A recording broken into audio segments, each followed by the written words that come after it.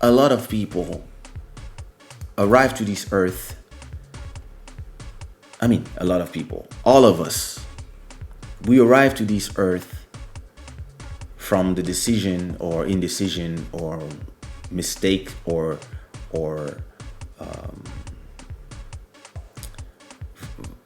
how do you say that, volonté, or the need or the want from the desire from our parents. But listen, if your parents are poor and they're in the middle of Mumbai,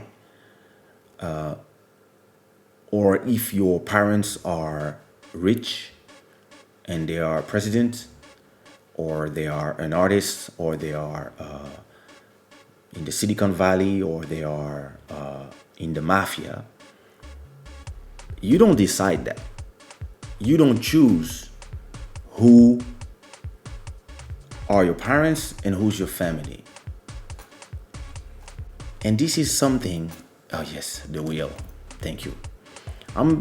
Since I had COVID, I think I need to read a lot of books and stuff, because I'm having a lot of words that I find in other languages, but I don't find them in some. Maybe it's a polyglot thing. And you don't decide who's going to be your dad and who's going to be your mom. Your mom can be a model. She can be a porn star. She can be the president of a country. She can be fat, white, black, skinny. She can be Congolese, or she can be Angolan, or she can be Chinese, or she can be Swedish. It's not your decision as a kid, right? And I was born from rich parents, and I've suffered I cannot say the bullying because that's too much as a word, but I know what it feels to have people treat you differently because you have money. Actually, you don't have money because your parents have money. And I know what it is to do thousands of interviews when the first thing people ask you is, yeah, but you grew up in the suburbs. You grew up in the good neighborhoods of Paris. You grew up dans le 16e. You always lived in big houses. Your parents are rich. Do you deserve the success? And you're like, do you think? So my answer to these interviews is always the same. Do you believe in God? And most times people say yes. I said, okay, so do you believe that God gives? And they're like, yes. And I say, so do you believe that God gives talent, inspiration, feelings, and the desire to express themselves only to poor people? No, that's not what I meant. No, you are telling me that if somebody is born with a silver spoon or a golden spoon in their mouth, they don't have the right to sing. This is what you are telling me. No, that's not what I meant. I said, so what did you mean? Okay, let's go to the next question. No, go ahead. Explain to me what you mean.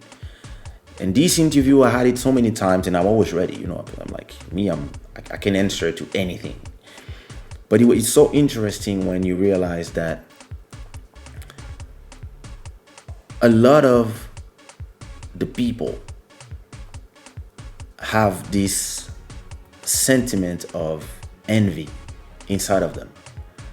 This sentiment of, I need to point fingers at somebody for what they have because of what I don't have. And most of us, it's not our fault. It's not my fault where I was born. It's not my choice. It's life. You born who you born. I could have born a lizard. I was born pretty boy in Congo. I could have Could have born a bird. And but when I was young growing up, and when he was young growing up, and when the people I was around with, not by choice but by design, the yeah, the favored Congolese generation, Mobutu kids, the we were born on the right side of, the right side. We were born on this side. The kids who didn't suffer from poverty in Africa, in Congo. And this is not our choice. Some of us that I grew up with as well, some of them are not here anymore. And some of them were the direct children of Mobutu. And some of them were amazing people. Some of them are amazing people. And some of them were horrible people. This is life. It's not a question of having money and having a lot of servants and having everything you want and knowing that you have more rights than other people. That's going to make you a bad person or a good person. It's going to be something, a little bit of this, a little bit of your education, a little bit of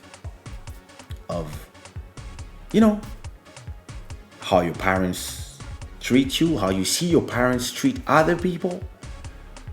And a lot of our parents, before they were rich, they were poor. We just second generation money. A lot of them, like my father, grew up with no shoes in front of the river.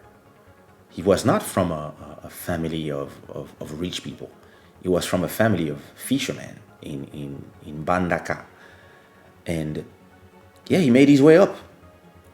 They go to the university, they start things, and then they go up, and then Mobutu regime stuff, boom, they become part of the thing. And at that time there was unlimited money, etc. They build houses, they buy land, etc. And a lot of people from 2020, they want to judge people from the 60s or the 50s with the mentality of 2020. But they have to understand, in the 50s, in the 60s, in the 70s, it's another mentality, it's another world. It's the Cold War, or the end of the Cold War. It's the end of the colonies. It's what you call today corruption was normal back then. And the flow of money was unlimited because Africa is rich. And today, the same people who corrupted Africa are pointing fingers, like if they didn't build their countries with this corruption, because they love to talk about our corrupted leaders and they forget to always say, oh yes, we are the one corrupting them.